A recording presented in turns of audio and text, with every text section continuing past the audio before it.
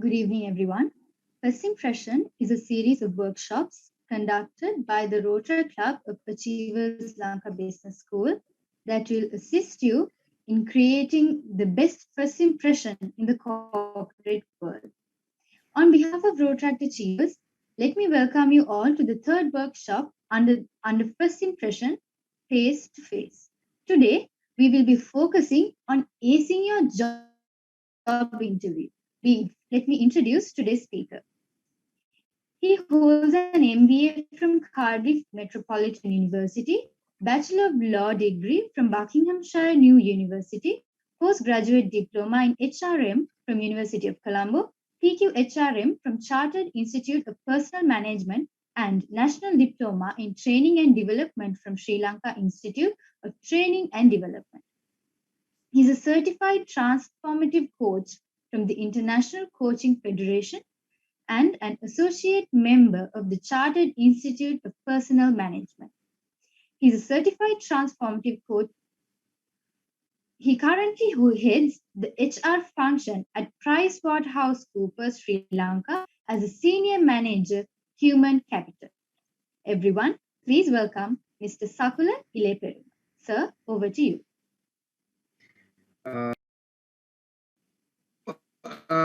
Today's session, first, before I start, I need to thank the Rotaract Club of Achievers Lanka Business School organizing this event. I think it's a great initiative, and it's a good topic to discuss as well, especially these days.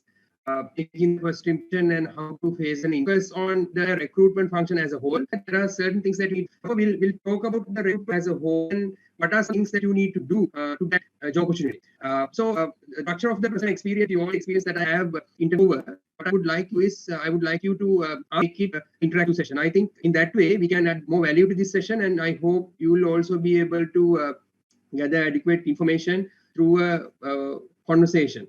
So for me to start, let's start with the topic of recruitment, because interviewing or facing an interview is part of the recruitment process. So if you look at recruitment from a recruiter's perspective, that is of course employer's perspective, the recruitment is a systematic process of attracting potential candidates and also creating a pool of candidates, and finally selecting the most suitable candidate at an affordable cost. So I need to highlight certain points in that definition. Attracting potential candidates. So first thing you need to do as a potential candidate is to be recognized as someone with potential, right, for you to progress in your interview process. Second aspect is employers, they like to attract a lot of people with the right competencies and expertise. Because of that, there's going to be a massive competition among. So I think I was talking about how we need to focus on the recruitment as a whole, because there are certain aspects that companies look at. I talked about first you need to be a potential candidate, and then you need to be part of that entire pool of potential candidates, and finally you need to stand out. And when at the time of making an offer, of course, employers would always look for the most suitable candidate, but at the same time, they will also consider cost as an important element, which means it has to be a reasonable price that you are basically requesting or demanding from the potential employer. So first of all, what you need to do is if you are someone who's interested in finding a job opportunity, you need to access the right resources. Now, when it comes to school leavers or someone who has just completed a degree, I would always say you need to search online job portals, and also you can check advertisements on Sunday newspapers. But if you are a senior person who has acquired some experience and who has worked for a few other companies, then of course you can even look for opportunities on LinkedIn. And also you can speak to headhunters. There are certain individuals that we call headhunters or recruitment consultants who would help you find job opportunities. Of course, that is mostly available to people who are with industry experience. But if you are a fresh graduate, if you are interested in finding job opportunity, I would always suggest for you to go through online job portals and newspapers So there you will see a lot of advertisements for fresh graduates. Now, when you see an advertisement, what you need to do is you need to read it properly. So on an advertisement, there will be two parts. One we call job description. The second part is job specification. Normally, you don't see this demarcation in an advert, right? You will simply see an advert. But when you read that, you will realize there are actually two parts. The first part would be about the job and what the selected candidate is supposed to do. If the person is selected, what is expected of that person. So that is called job description part. So that's what you will do if you are selected. The second part is the job specification or personal specification that will detail the type of person that the employee is looking for, right? So what you need to do is when you browse it online or when you read a newspaper, you need to highlight whatever the job opportunity that you come across. After that, you need to read it properly and see whether you are able to fulfill the job demands or the job tasks that are being included in the advert. So once that is done, you need to also see whether your profile matches with the requirement of the recruiter, right? So they'll ask for a degree. Sometimes they won't ask for a degree. Sometimes they'll need some experience.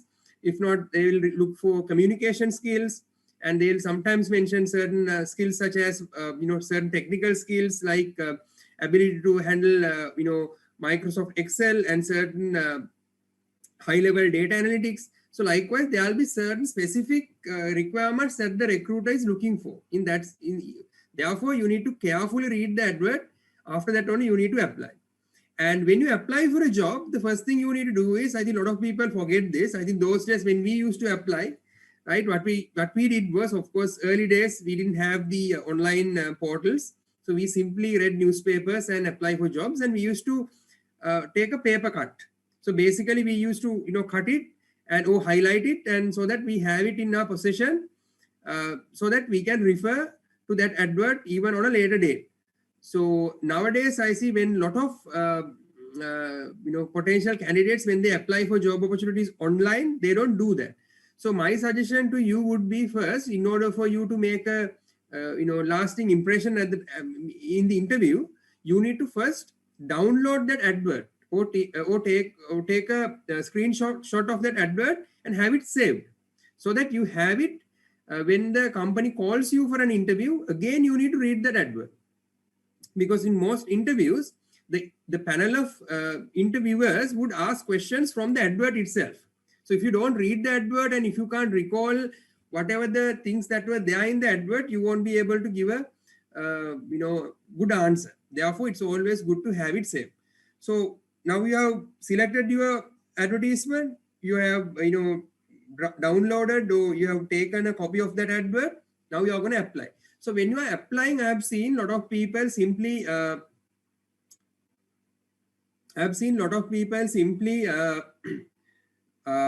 apply for job opportunities, and they don't do it in a proper orderly way. For instance, if it is only a attachment that they request, for example, there is an email ID that they have given and you are supposed to send your CV to that particular email ID. So in that case, you briefly write a cover note in that email body. And if they specifically request you to provide a cover letter, then you need to have a letter prepared as well. And then, of course, you need to send that CV to that particular employer. And another thing I want to highlight is there are certain companies nowadays, most multinationals, they have employment portal. The advert will direct you to a particular employer portal where you are supposed to feed your information, right? What you need to do is, for instance, if you feel if there is a advert and the moment you click on that job advertisement and you are directed to a company recruitment or career page, there you are supposed to enter your details, so that once you enter your details, you can basically attach your CV. So what we experience from most candidates is that we don't get complete profiles created by the potential candidates. They simply type whatever the basic information, maybe first name only. They don't even type the last name sometimes. and sometimes candidates omit some essential information and they simply upload their profile. So when you do that, what happens is the information that the system picks will be used for the purpose of shortlisting candidates. Now most candidates don't know this. Now HR department, for an example, if you are an employer, if you are HR team, you will get hundreds, sometimes thousands of CVs. And sometimes we don't have time to go through all these CVs one by one. So when you have a career site, when we ask employees or potential candidates to fill information, by doing that, the system picks essential information. For example, whether you are a graduate, whether you have experience, what type of extracurricular activities that you have done. So all this information will be extracted and that will be presented in a meaningful way for us to shortlist candidates. So we simply shortlist candidates based on the suggestions made by the recruitment system. So if you don't input your information correctly, or if you don't input your full information, you lose that opportunity of being shortlisted. So therefore, next time when you are directed to a careers portal or careers site of an employer, please fill your information in full, right? That's important for you to get highlighted. Now you have submitted your CV. The next thing that you need to do is, in order to make that first impression, in order to be selected for that particular role, you need to do your background study, right? You need to study about the organization, do a Google search. Maybe you can ask from people who are in the industry and get to know about the company. So that is very important. If you are a fresh graduate, in most interviews, we would expect the candidate to know something about our organization. So if you are an experienced candidate, of course, it is slightly different because there will be a lot of things for the recruitment team or the interviewers to talk or talk with that candidate with regard to that person's experience. But if you are a fresh graduate, just after college, just after university, most employers would like to talk about the knowledge that the candidate has acquired on the organization. Therefore, please go through their website. If they don't have a website, find information from various sources so that you are ready to face that interview. And the next thing is, you need to have your phone on always. And this is something that I need to highlight. We have seen, we receive a lot of CVs, but unfortunately, when we try to contact them, they are not reachable. Either their phone connection is switched off or it goes to some other party. So with the number of candidates that apply for job opportunities, most recruitment teams may not have time to call a candidate multiple times. So if you don't whether it's from a potential employer, that's also very important, right? And now when you are called for an interview, what you need to do. So that's something that that needs to be done in a proper way, because this is where you will make that first impression. Because nowadays you don't go to a boardroom and face a panel of interviewers. Sometimes, not sometimes, in most cases, most employers would like to have a phone conversation first to see whether the person has whatever the required attributes before even calling that person for an interview, right? So therefore, when you call, when an employer calls you, you need to answer. This is where having that job advert would help you, right? The moment you are called by someone, if you have your details ready, then you can basically refer to that advert so that you can respond to the questions that they ask. And when you are called for a phone conversation, it's very important that you go to a place that does not have disturbance, right? So if it is a crowded area, please do not answer. You kindly mention to the interviewer that you are not in a position to answer at this time, and you can ask for an alternative time slot. Because we have seen a lot of candidates, they respond to us. Sometimes they are on the road, they are in a vehicle, and we see they are at a class. And in most cases, in those environments, it's not good to have a job interview phone conversation, right? That's very important. So when you face this phone conversation, when you are ask when an interviewer calls you, as I previously said, it's very important that you respond to the interviewer confidently. The confidence is number one, and you need to respond to them clearly and speak slowly. And I've seen a lot of people, they at times they speak fast. Because of that, most recruiters find it difficult to understand what they communicate, especially when you communicate with people over the phone. You need to have your pauses right, and you need to properly pace your conversation. That's very important. Now, if you are called for an interview, say they'll ask you to come and physically face an interview, or they will ask you to join a virtual meeting or virtual interview.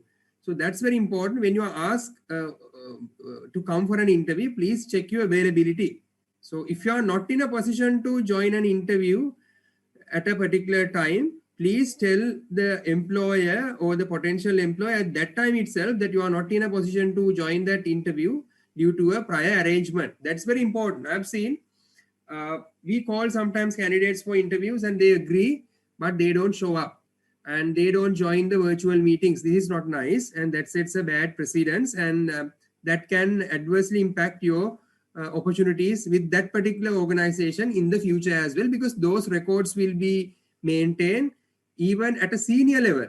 Maybe several years later, if you apply for a job opportunity, if there is a remark that says this person didn't join the interview or didn't show up, so then that can be taken as a negative element, and you will not even considered you will not be considered for the job opportunity even at a later time. So therefore, if you are not in a position to join an interview for some reason, please tell them that you are not in a position to do so, and you can always ask for a different time.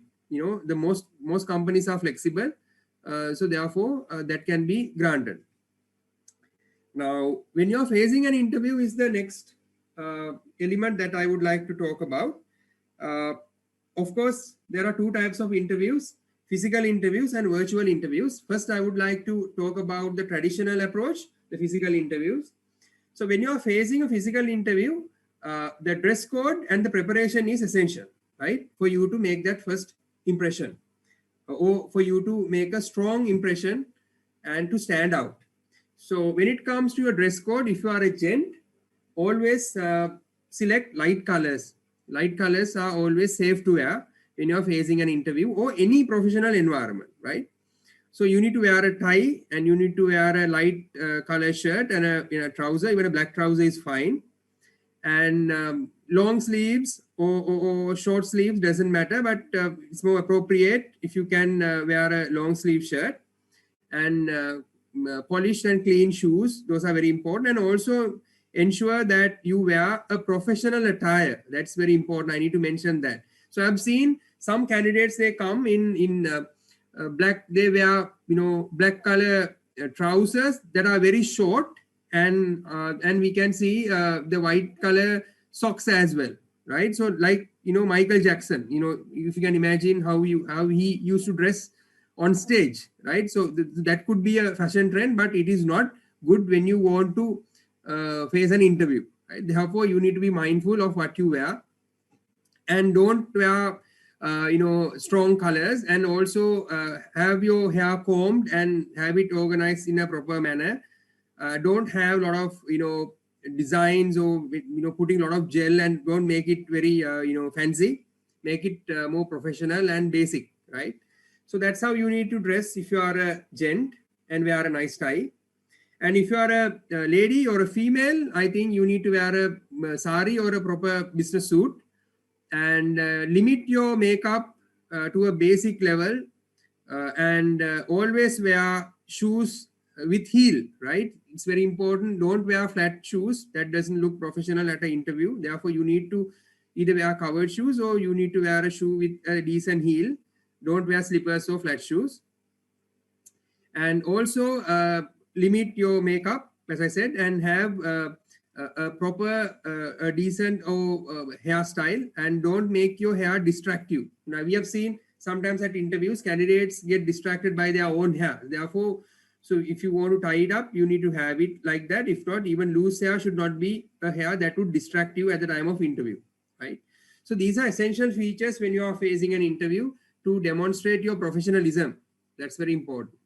And when you are called for an interview, first what you need to do is you need to reach the destination. You need to reach the premises at least 15 minutes before the interview. That's very important. So don't wait until the last minute to go to the venue. So you need to always go there at least 15 minutes before the start time. And you need to make yourself comfortable first, and you need to remain seated until you are called for your interview, right? And when you sit also in a lobby or an open area, ensure that you sit in a professional manner, and you can maybe read a magazine that is there in the lobby, or you can even read a newspaper, or you can sit and simply wait. But demonstrate professionalism all the time, because why I say this, nowadays CCTV cameras are in operation. Sometimes certain employers would want to observe how you behave in a professional setting even before you are called for a physical interview at the boardroom. So they'll simply monitor how you are seated and how you walk and all that. Therefore, ensure that you are seated in a professional way until your name is called, right? Now, when you are called for an interview, when you are asked to join the panel of interviewers, so what you need to do is you need to walk and demonstrate your confidence, and you need to knock the door. If there is a door, you need to knock the door, and then they'll ask you to come in. And when you walk in, you need to greet them. So you don't wait until they greet you. You can simply say good morning, good afternoon, or good evening, depending on the time of the day that you have been called for an interview. You need to greet them, and as you walk in, you need to greet them. And another thing that you need to remember is do not sit until they ask you to sit. That's very important. So we see sometimes certain candidates rush and they jump on the chair. So don't do it. Wait until they ask you to sit. Of course, they'll ask you to sit. Don't worry. So they'll ask you to sit. Then when they ask you to sit, sit professionally. And if you are a female candidate, you need to keep your handbag. If you have a handbag, please keep it on the ground. Keep it on the floor, right? Don't keep it on the table. So I've seen this. Some ladies, they come and they leave their bag and all other things that they carry on the interview table. Don't do it. So that doesn't look nice. Therefore, leave it on the floor. And only thing that you can keep on your table is the folder, the file folder that you carry, right? If you don't have your certificates with you, that's fine. But if you are a fresh graduate, I would always recommend you to carry your certificates with you. But if you are a seasoned person, if you are with someone with a lot of experience, if you are a very senior person, of course, there's no need for you to carry your certificates with you. But if you are someone who's looking for a job opportunity, who's just started, who's going to start your career, it's always advisable to carry your files or certificates with you. And you can, of course, keep that in a proper manner on the table. So as you respond to questions.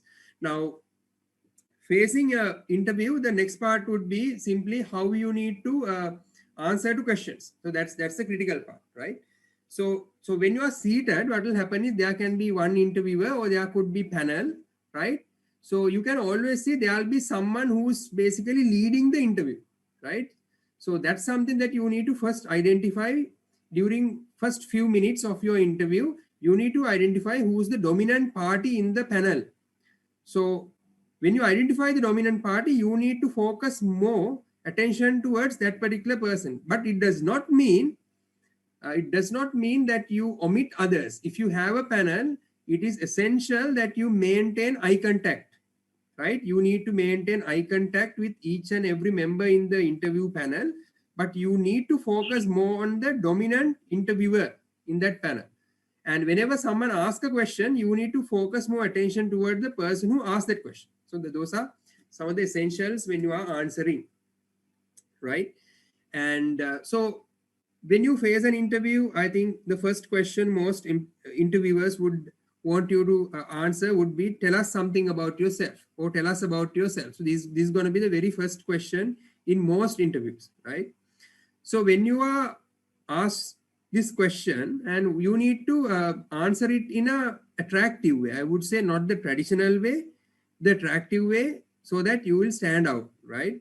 So I have seen a lot of candidates, when we ask this question, they simply say, I am so and so, and my father's name, my mother's name, and I studied at the school, and I do these studies right now, and my hobbies are these.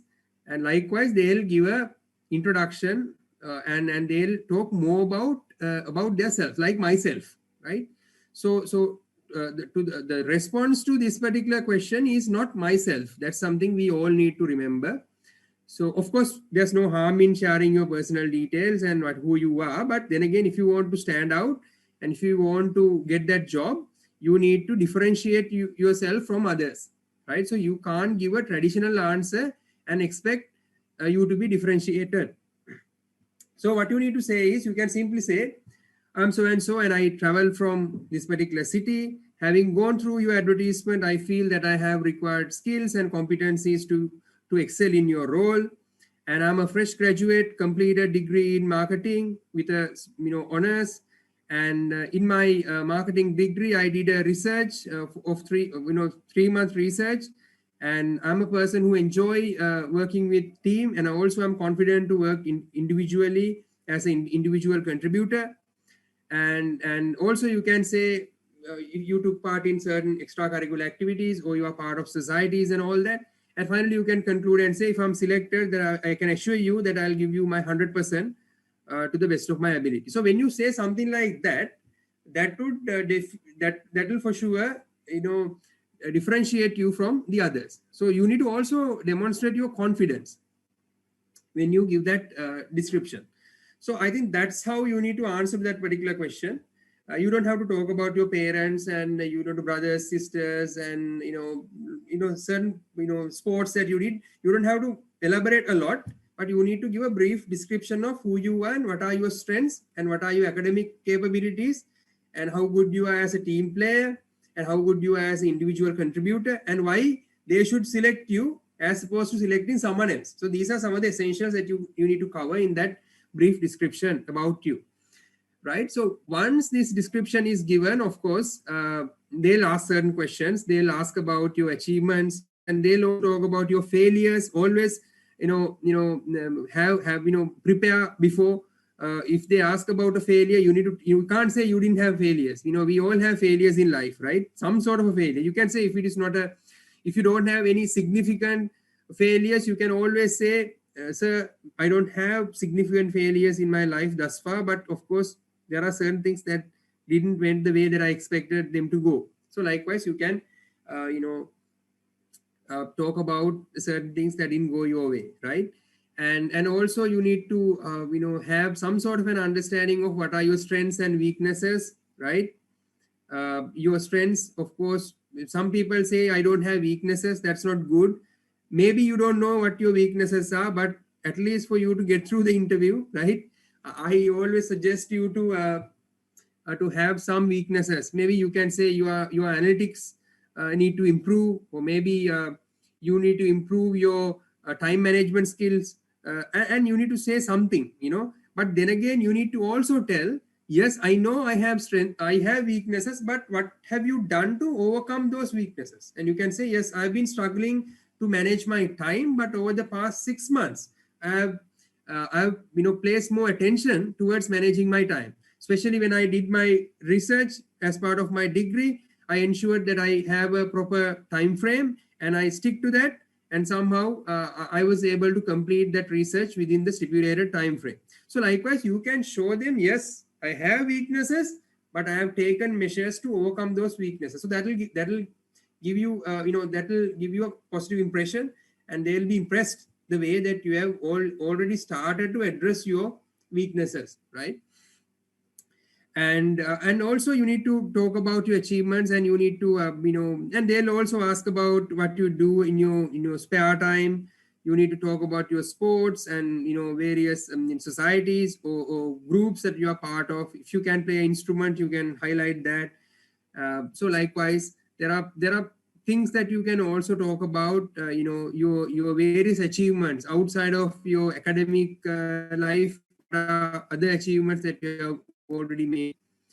And also you need to talk about your aspirations, what you want to do during 5 years, right? They'll obviously ask this question.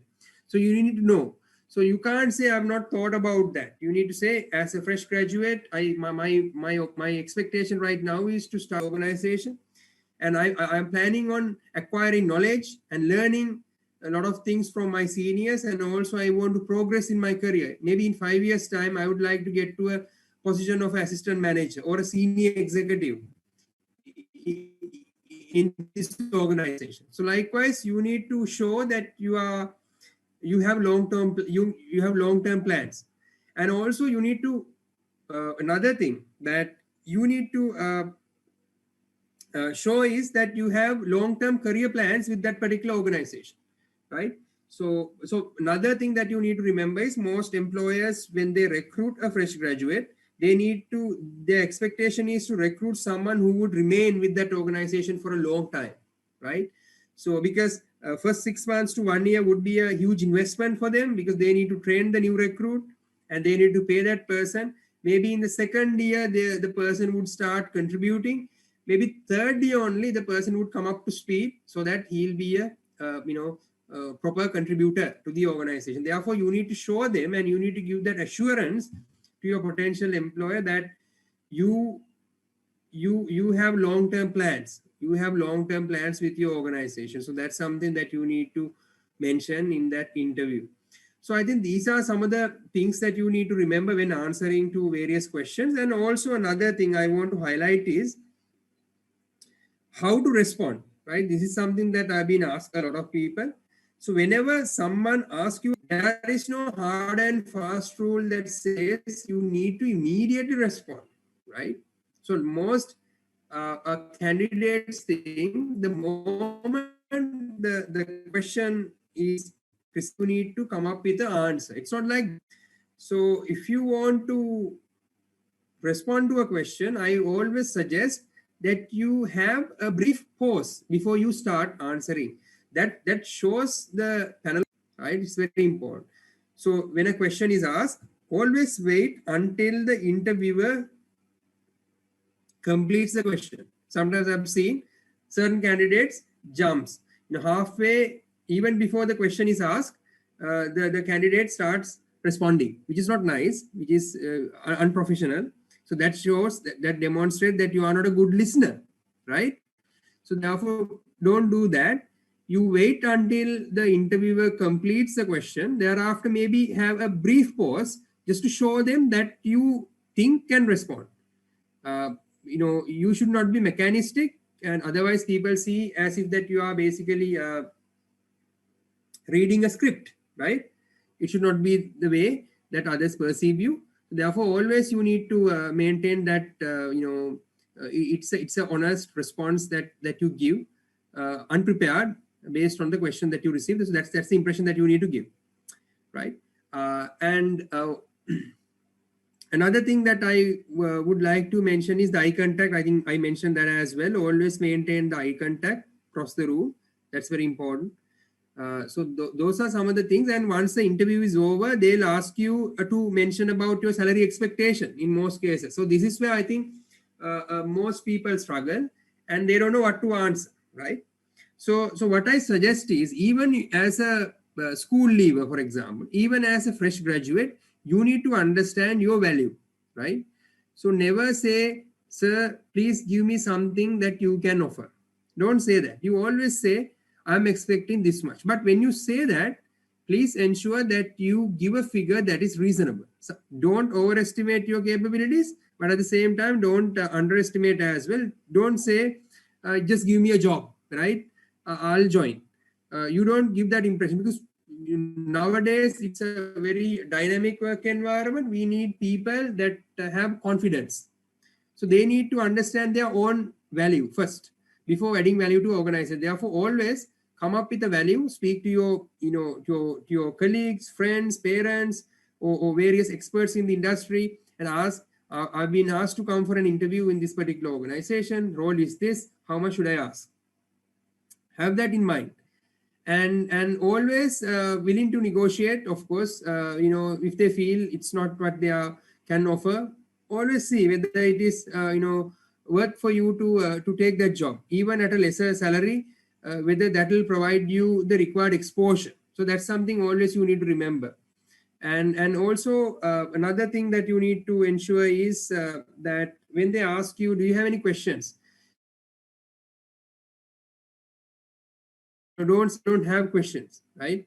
So that, if you ask something, they'll see it as a positive sign, because you are someone who is eager to learn.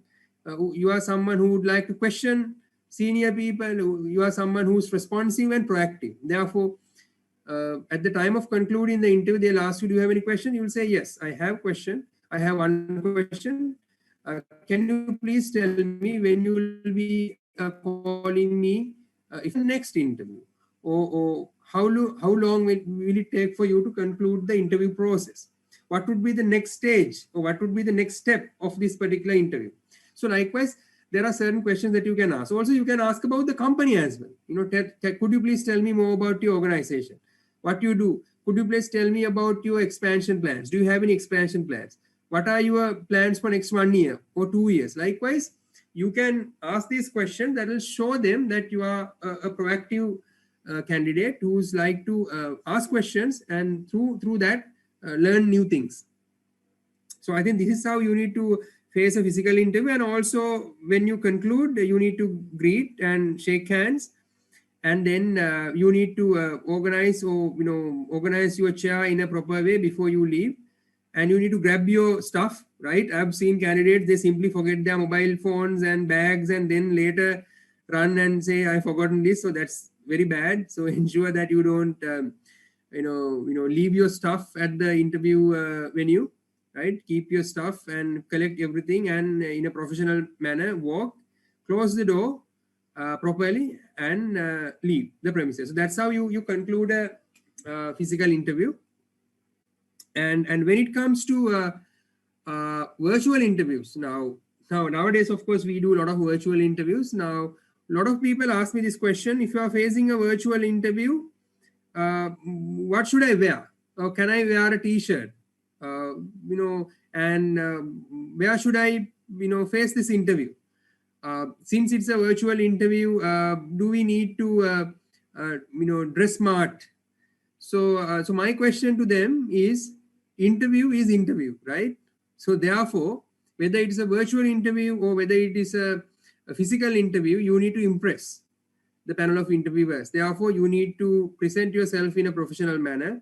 Even at home, if you are taking part in a virtual interview, dress smart and have, appropriately you need to dress, and you need to present yourself in a in a professional manner, and you need to fix your laptop in a place that has no disturbance. Always organize a decent background, right?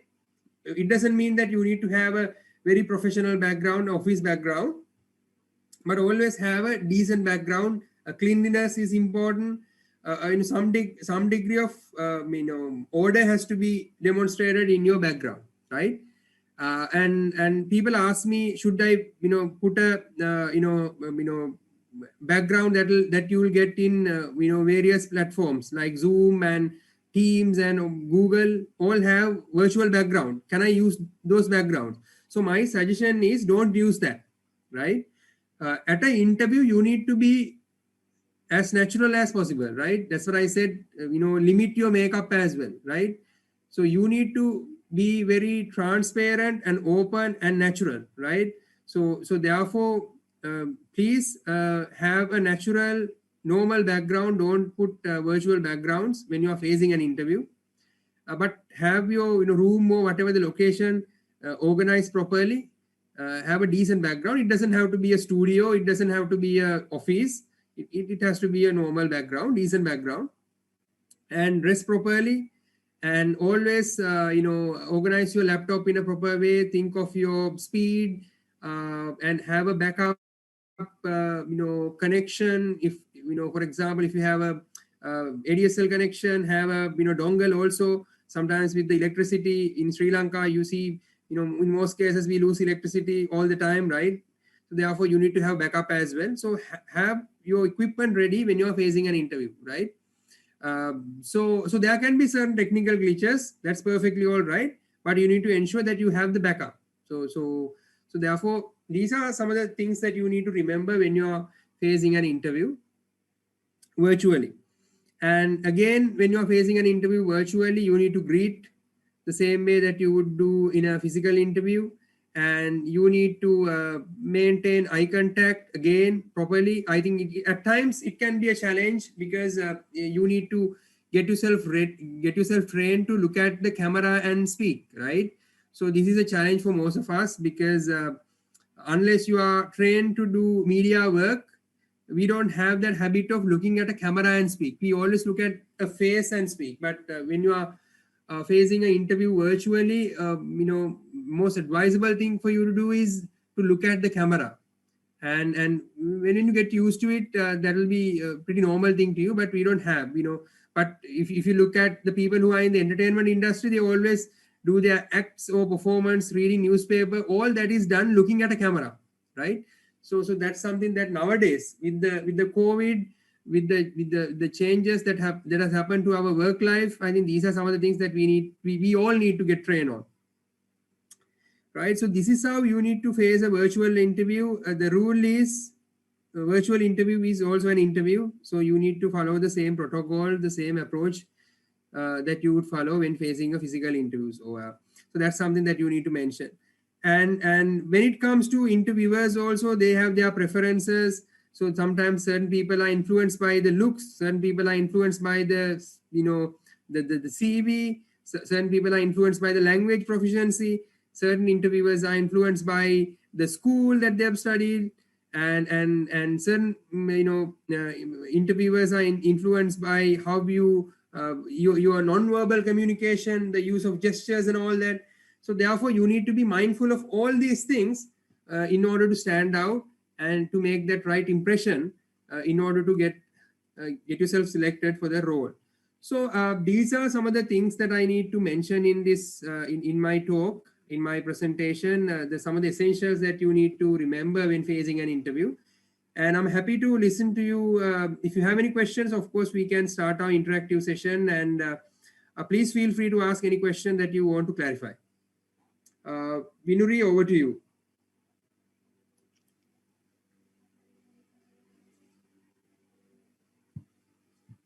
Yes, sir. Thank you very much for the session, insightful session that you conducted, and for all the essential points that you gave us when we need to face an interview, be it physical or virtual. So now it's time for questions and answers. If you have any questions you want to ask from Mr. Sakula, you can either unmute yourself and ask from Mr. Sakula directly, or you can put your question in the chat box and we can read it out to Mr. Sakula, or you can directly send it to Mr. Sakula as well. So now is the time for your question. So please do ask any question that you have from Mr. Sakula. Either you can unmute yourself or you can put your question in the chat box. Thank you.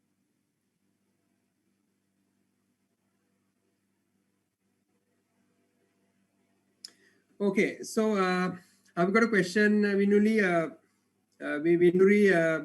I think one of the participants, have asked whether we have at PwC, whether we have job opportunities. A great question. Yes, we have a lot of opportunities for people who are into finance and accounting. So please feel free to apply if you have the required qualifications. Or the most important thing is if you want to join PwC, being one of the big four professional services firms, you need to have the commitment to progress in a career in finance and accounting, right? So that's the first thing. So you need to ideally start your chartered CIMA or ACCA studies, and if you have that passion to pursue this career, and if you have the passion to study finance and accounting, yes, opportunities are there. Please feel free to apply. Yes, we have another question. What are the minimum requirements to get a job? Okay, I assume that when you say requirements are some of the characteristics that you need to demonstrate. I believe that's what you need to know, right? So minimum requirements would be first, you need to match the job specification. That's what I said, you need to read adverts properly. So there is a area that says the type of person that they are looking for. So therefore you need to have the right education, and if they ask for experience, of course you need to have experience, and even and also you need to have other attributes like communication skills, presentation skills. And also another thing, I think there is Bhagya has asked another good question. I think we can connect the what she has mentioned also to the main question.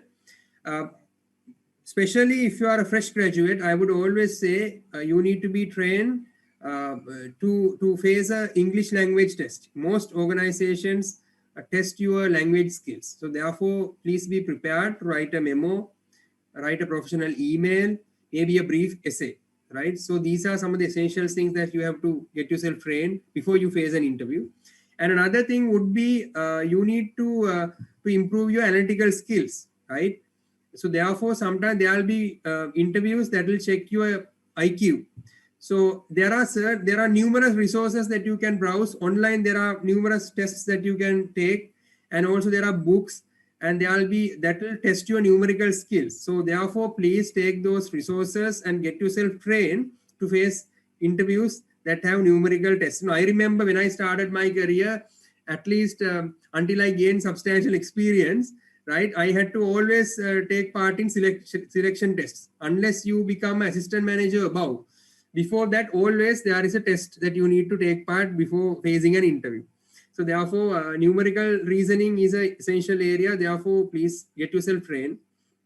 And also Microsoft Excel, right? It's an essential area for all of us, but it's often overlooked. And people think having a degree, good communication skills are good enough. But nowadays, analytics are important, whether you are into finance, accounting, HR, or marketing.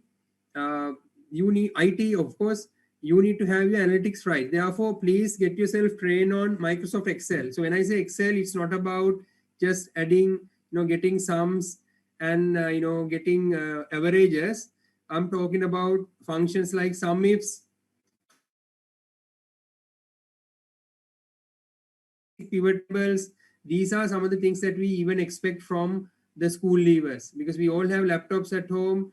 Simple, there are so many tutorials online, free tutorials for you to get trained. And I must tell you, there are thousands of sites that offer free spreadsheets for you to with free spreadsheets with data, so you can test your VLOOKUP and other Excel skills. So please get yourself trained on those things, because Microsoft Excel is an essential skill that we all need to have, even experienced people, right? Even experienced people.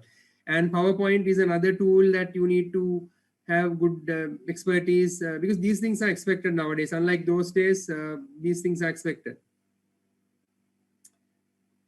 Then we got,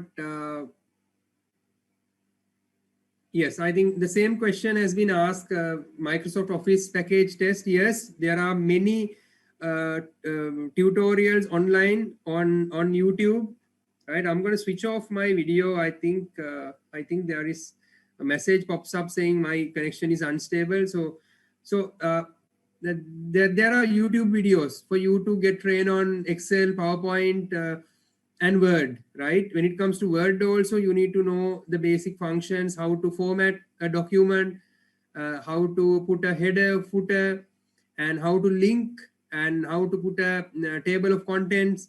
And these are some of the essentials, basic things. So you need to learn, right? And Excel, the things, that formulas that I mentioned are essential. Count ifs, sum ifs, average, sum, then VLOOKUP, and basic pivot tables. Not high-end, basic pivot tables, right? And there is another question, for career change circumstance, how will the process? Okay, so I think one of the participants want to know how a career change need to happen. So I think this is where a lot of people take wrong decisions and follow a wrong approach. And I've seen, first you need to understand why you want to change your current employer. The very first thing that you need to think, right? if you want to change your current employer, there needs to be a reason as to why you need to change. It could be a development reason, right? I need to progress to the next level, so I don't see that growth happening within my current organization. If not, it could be a compensation related reason. I'm not getting paid adequately, so I need to enhance my earning capacity. So these are, and also it could be, oh, my next employee, I see a greater potential in my next employer, because next employee is going to be a large multinational organization. So these are some of the reasons as to why you need to change jobs. So if you are having these reasons, of course you need to research well about the new potential organization, right? And you need to apply.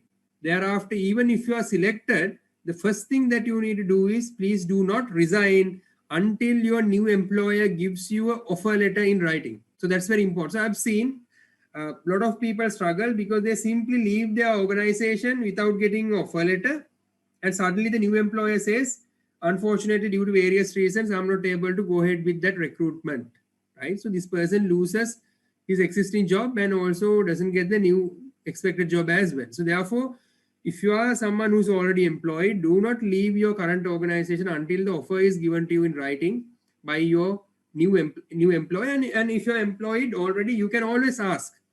And if they say, yes, you are selected, you can always say, could you please give me an offer letter so that I can tender my resignation to my existing company? Right after that, you can give the resignation and you can leave. So this is the process that you need to follow when you are changing a job. So these are some of the things that you need to do. And I've got another question. During the presentation, it was mentioned that the interviewee has to provide a response when the interviewer asks a question with regard to salary she expects.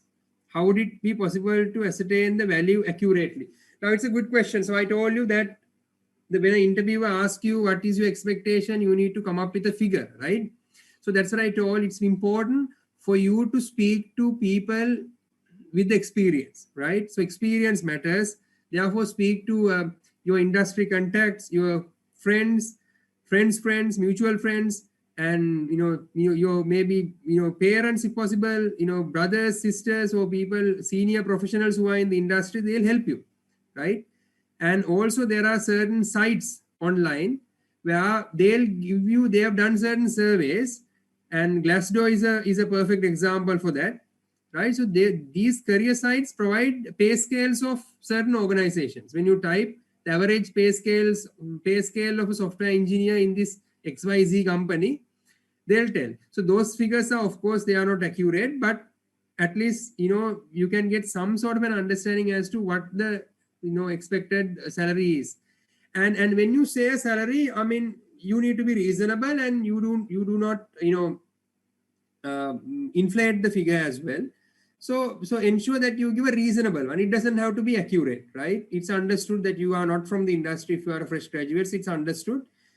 As long as you give a reasonable salary expectation, which will help you to demonstrate that you value your own capabilities, I think that is good enough. You don't have to give an accurate figure. I hope I answered to that question. And there's another question. Can I know what are the trending skills and requirements for a marketer? So I think it's a good question.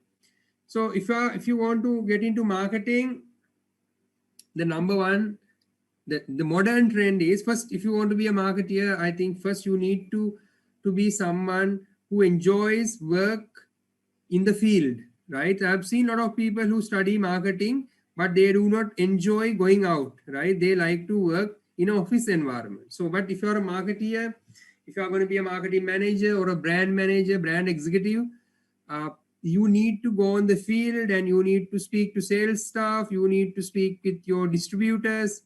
You need to speak with your, various opinion leaders.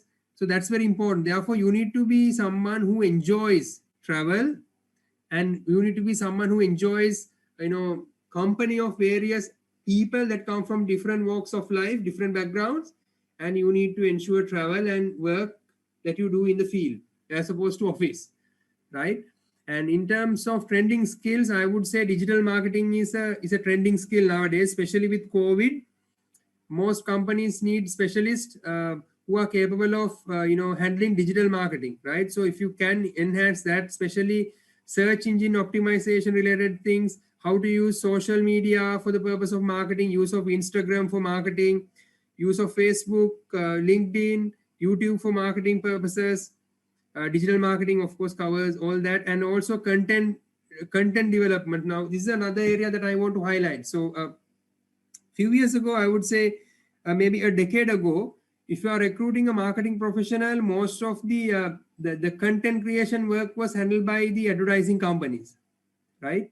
So you speak to advertising company and you give the concept. Of course, they'll come up with the concept as well. So they'll come up with the content, content for advertisement, content for certain press releases, content for certain marketing material, brochures, all that.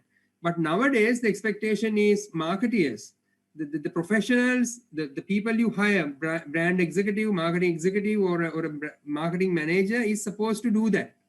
So therefore, improve your language skills, content creation, content development, creative writing skills are important. So these are, and also graphic designing. If you want to get into marketing, I would say, see how you can improve your graphic work. Sometimes you need to develop your own artwork first, right? Even before you go and present your concept to advertising company, first you need to convince your senior managers, right? For you to convince senior managers, you need to demonstrate your idea in a manner that demonstrate the true advert, right? For you to do that, you need to have proper artwork made. So you need to be able to develop at least a basic artwork. It doesn't have to be a professionally developed artwork, but some sort of an artwork that can give a indication of what the final artwork would look like, right? So you need to build those skills if you want to get into marketing. There's another question. Do we have to face general knowledge tests before an interview? I don't think. Nowadays, I don't see that. Of course, maybe 2 decades ago, yes. There was a time that general knowledge test was given to people to answer. Not anymore. Nowadays, unless you join a traditional organization, most companies won't take you through general knowledge test, but sometimes they'll ask certain general knowledge questions at the time of interview, right? They'll ask, certain current affairs that happen, right? Or certain, and don't expect them to ask questions about politics or any world affairs, but they'll of course ask about certain economic affairs. If there was an acquisition of a company in the world, say for example, one large company was acquired by another company, or there was a new product launched by a leading consumer company. Likewise, those business related general knowledge sometimes could be tested at interviews, but predominantly you need to be prepared to face numerical reasoning. That's of course IQ. So you need to study some of the IQ tests that that the tests that are available free of charge, even online, and if possible, I suggest even buying books and going through some of these exercises would help you immensely when you face an interview. Do we have any more questions from the audience that you want to ask from Mr. Sakula? Because we can give a few more minutes and then we can wrap up the session. Yes, we have a question. Can you give some more detail on gestures during interviews? Right. So gestures are like this. Now, when you are facing an interview, how you, I don't know whether you can see my hands, of course, since it's a virtual one. So when you are facing an interview, don't, so I hope you can see, right? At least this part, can you see? Right? So don't. There's a lag in the video, sir. Side lag. Okay, unfortunately, I'll try to show you. So don't have your arms crossed, right? So that looks very defensive, right?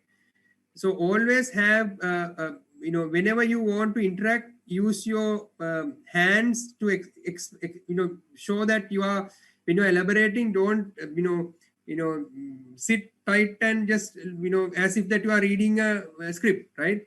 You need to show your movements in your hands, and you need to if possible show your palms always. That's okay, right? and you need to have pauses at the right time. Don't do very monotone speech. Always stress certain words when you want to highlight certain things, right? And so those are some of the gestures, I think. And also even eye contact, so how you handle your hands and how you use non-verbal communication, right? Those are gestures. So only thing is, you need to show that you are energetic, right? The energy is an essential area that nowadays most recruiters want to see, right? You need to show that you are an energetic person, and you need to show confidence, and you need to maintain eye contacts, then hands move properly, like as if it's not like you are addressing a public, right? So it's not like the politicians how they address public forums, but have some degree of use of hands to when you convey ideas, right? So these are some of the gestures that I want to highlight when it comes to facing an interview. Yeah, with that, we can wrap up today's session. The third and final workshop under the project First Impression, that is face-to-face, conducted by the Rotaract Club of Achievers Lanka Business School. So I would like to take a moment and thank Mr. Sakula Ileperuma for joining with us today to share with us your knowledge and your expertise as a recruiter, on the perspective of a recruiter, and for educating us on the necessary points when it comes we need to consider when it comes to facing an interview. It's either virtual or physical, because nowadays virtual interviews are more takes place more. So on behalf of Rotaract Achievers and on behalf of all the participants, I would like to thank Mr. Sakula Ileperuma for joining with us today, for making your time for us to educate on this important topic. Okay, thank you, Vinuri and Achievers Lanka Rotaract Club for having me for this session. Thank you. And with that, we wrap up the final workshop of First Impression, that is face-to-face. And I would like to take a moment and thank all the participants here who joined with us to make this event a success. I hope this session was useful for you. The points that we discussed today were useful for you, and you will use them in the future when you face an interview as well. So I hope as from Rotaract Achievers, we helped you in that cause. And with that, we wrap up today's session. So everyone, once again, thank you so much for joining with us, and everyone stay safe. Good night. Bye. Good night.